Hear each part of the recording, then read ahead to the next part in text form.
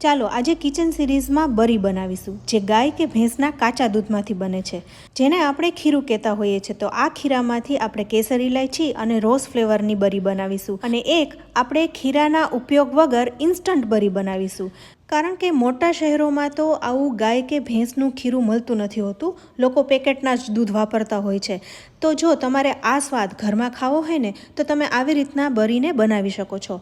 તો ફ્રેન્ડ્સ, અહીં આપણે ખીરું લીધું છે. આ મારી પાસે ગાયનું ખીરું છે. બચ્ચાને જન્મ આપ્યા પછી ગાય કે ભેંસનું પહેલું દૂધ હોય છે એને ખીરું કહેવાય છે. આ ખૂબ જ જાડું અને હળવા પીળા રંગનું દૂધ છે, જેમાં ભરપૂર પ્રમાણમાં પ્રોટીન, વિટામિન્સ, ખનિજો રહેલા છે, જે નિયમિત ગાયના દૂધના સ્તર કરતાં 100 ગણું વધારે હોઈ શકે છે. તો આ એકદમ હેલ્ધી છે. તમે અહીં જોઈ શકો છો આ ખીરું કેટલું ઘટ્ટ છે. આ પહેલા દિવસનું જ છે એટલે આટલું ઘટ્ટ છે, પણ જેમ દિવસ જતા જાય એમ ખીરું પાતળું થતું જાય છે. તો આટલું ઘટ્ટ ખીરામાં આપણે થોડું દૂધ મેળવવું પડશે, તો બરી એકદમ સોફ્ટ થાય. તો આ અડધો લીટર ખીરું છે, તો એની સામે હું અડધો કપ જેવું દૂધ લઈશ. સાથે ખાંડનું પ્રમાણ પણ ચડિયાતું રાખવાનું છે, એટલે બરી છે ને એકદમ ટેસ્ટી થાય. મોરી બરી સારી નહીં લાગે. તો હવે એક સોસપેન લીધો છે, એમાં અડધો કપ દૂધ ઉમેરી દેવાનું છે અને અડધો કપ ખાંડ. ઠંડા ખીરામાં ખાંડ છે એ જલ્દી ઓગળતી નથી, એટલા માટે તમે દૂધ અને ખાંડને ગરમ કરીને ઉમેરશો ને તો ખીરામાં એકદમ સારી રીતના ભળી પણ જશે અને એકદમ ટેસ્ટી બનશે. તો હવે દૂધ અને ખાંડ ગરમ થઈ ગયા છે, તો ગેસ બંધ કરીને બિલકુલ ઠરવા દેવાનું છે. ગરમ ગરમ ખીરામાં ઉમેરવાનું નથી. તો આ મિશ્રણને આપણે બિલકુલ ઠરવા દઈશું. હવે બરી વધારે ટેસ્ટી લાગે એ માટે આપણે ઇલાયચી અને કેસરની ફ્લેવર ઉમેરીશું. તો થોડી ઇલાયચી મેં અહીં વાટી લીધી છે. સાથે મિશ્રણ પણ ઠરી ગયું છે, તો આપણે ખીરામાં ઉમેરી દઈશું અને સારી રીતના મિક્સ કરી લેવાનું છે. હવે આ ખીરામાંથી 2 થાળી જેવી બરી બનશે. તો સાથે સ્ટીમરમાં પણ પાણી મૂકીને મેં ગરમ કરવા રાખી દીધું છે. બરી બનાવવા માટે મેં અહીં કેક ટીન લીધું છે. તમે કોઈ પણ વાસણમાં બરી બનાવી શકો છો. તો અડધો લીટરમાંથી અડધું ખીરું મેં અહીં કેક ટીનમાં ઉમેરી દીધું છે, ગાળી લીધું છે. હવે આપણે થોડી ઇલાયચી પણ છાંટીશું, જેથી સરસ સુગંધ આવે. સાથે કેસર પણ ઉમેરીશું, એટલે એકદમ દેખાવ સરસ લાગે. તો અહીં આપણે કેસર ઇલાયચીની ફ્લેવર કરી રહ્યા છે. તો હવે આપણે બધું ઉમેરી દીધું છે અને સ્ટીમરમાં પાણી પણ ગરમ થઈ ચૂક્યું છે. તો આપણે કેક ટીનને રાખી દઈશું અને અહીં મેં સ્ટીમરના ઢાંકણને કપડાથી કવર કર્યું છે, એટલે કે જે વરાળ થાય એ બરી ઉપર પડે નહીં. તો અહીં બરીને સ્ટીમ થતાં માત્ર 5 જ મિનિટ થશે. ત્યાં સુધીમાં આપણે બીજી ફ્લેવર તૈયાર કરી લઈએ. તો જે બાકીનું ખીરું છે એમાં આપણે રોઝ સિરપ ઉમેરીશું. તો કોઈ પણ રોઝ સિરપ તમે ઉમેરી શકો છો, કોઈ પણ બ્રાન્ડનું લઈ શકો છો. તો અહીં મેં 2 ચમચી જેવું રોઝ સિરપને ખીરામાં ઉમેરી દીધું છે અને સારી રીતના મિક્સ કરી લઈશું. રોઝ ફ્લેવરની બરી ઠંડી ઠંડી તમે ખાઓ ને તો ઉનાળામાં ખાવાની ખૂબ જ મજા આવે છે. મેં જ્યારે બનાવીને ત્યારે અમારા ઘરમાં બધાને ખૂબ જ ભાવી. તો તમે પણ આ રીતે એકવાર જરૂરથી બનાવજો. હવે માત્ર 3 કે 4 મિનિટમાં જ બરી અહીં તૈયાર થઈ ગઈ છે, કારણ કે આ ફટાફટ તૈયાર થઈ જાય છે. વધારે તમે સ્ટીમ કરો ને તો એ ચવડ થઈ જાય છે. સાથે આ ખીરું છે એ ગાયના પહેલા દિવસનું જ ખીરું છે, એટલે તરત જ એ જામવા લાગશે. તો અહીં બરી છે એ તૈયાર થઈ ગઈ છે. તો આપણે કેક ટીનને બહાર કાઢી લઈએ. હવે આપણે રોઝ ફ્લેવરની બરી બનાવવાની છે. તો મેં પહેલાં કીધું એમ કોઈ પણ વાસણમાં તમે બનાવી શકો છો.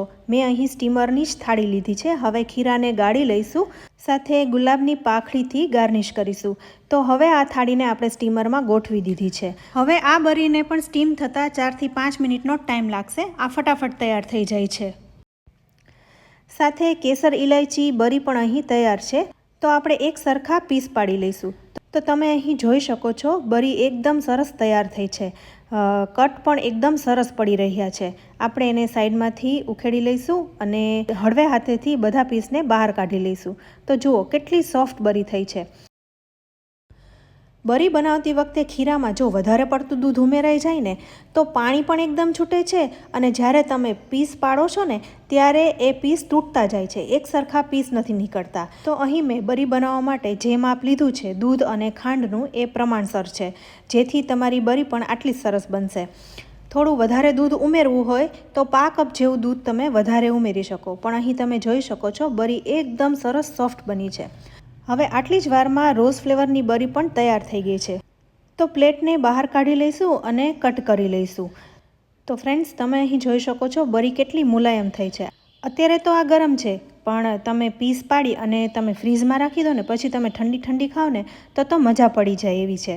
તો ફ્રેન્ડ્સ, તમે પણ આ રીતે એકવાર જરૂરથી બનાવજો. આ એકદમ ટેસ્ટી લાગે છે, સાથે હેલ્ધી પણ એટલી છે. તો ફ્રેન્ડ્સ, અહીં આપણે 2 ફ્લેવરની બરી તૈયાર કરી છે. હવે નાના સિટીમાં કે ગામડામાં તમે રહેતા હોય તો તમને ત્યાં ગાય કે ભેંસનું ખીરું આસાનીથી મળી રહે છે, પણ જે લોકો મોટા સિટીમાં રહે છે ત્યાં ગાય ભેંસ તો દેખાતી નથી હોતી. તો એમના માટે ખીરાના ઉપયોગ વગર આજે આપણે ઇન્સ્ટન્ટ બરી બનાવીશું. તો એના માટે કયા કયા ઇન્ગ્રીડિયન્ટ જોશે એ આપણે જોઈ લઈએ. તો અહીં મારી પાસે થોડું મોડું દહીં હતું, એને મેં જાળીમાં રાખી દીધું છે અને વધારાનું પાણી છે એ વાટકામાં આવી ગયું છે. તો દહીં થોડું કોરું થઈ ગયું છે અને થીક થઈ ગયું છે. તો આમાંથી આપણે 1/4 કપ જેવું દહીં લેવાનું છે. દહીં એકદમ થીક છે અને મોડું છે. તો હવે આ 1/4 દહીં સામે આપણે અડધો કપ જેવું દૂધ લેવાનું છે. સાથે 1 ચમચી જેવો કોર્નફ્લોર લેવાનો છે. તમારી પાસે તપખીર હોય તો પણ ચાલે, એટલે 1 આખી ચમચી ભરીને કોર્નફ્લોર લઈશું. સાથે આપણે મિલ્કમેડ લઈશું, પણ એ કેટલું લઈશું એ હું તમને આગળ જણાવીશ. સાથે આ ઇન્સ્ટન્ટ બરીમાં પણ આપણે ઇલાયચીની જ ફ્લેવર આપીશું. હવે સૌથી પહેલાં એક બાઉલમાં આપણે દહીં લઈ લઈશું. સાથે કોર્નફ્લોરને પણ એડ કરીને સરખી રીતના આપણે મિક્સ કરી લેવાનું છે. ચમચીથી સારી રીતના ફેટી લઈશું, એટલે કોર્નફ્લોર અને દહીં એકદમ સારી રીતના મિક્સ થઈ જાય. અહીં આપણે ખીરા જેવું ઘાટું મિશ્રણ બનાવવાનું છે, એટલે બરી છે ને એકદમ સરસ થાય. તો હવે આપણે અડધો કપ દૂધને આમાં ઉમેરીને સારી રીતના મિક્સ કરી લઈશું. હવે ચમચીથી મિક્સ નહીં કરીએ, પણ વિસ્કરની મદદથી આપણે મિક્સ કરીશું. તો દૂધને ધીરે ધીરે ઉમેરતા જઈશું અને એને સારી રીતના ફેટી લેવાનું છે.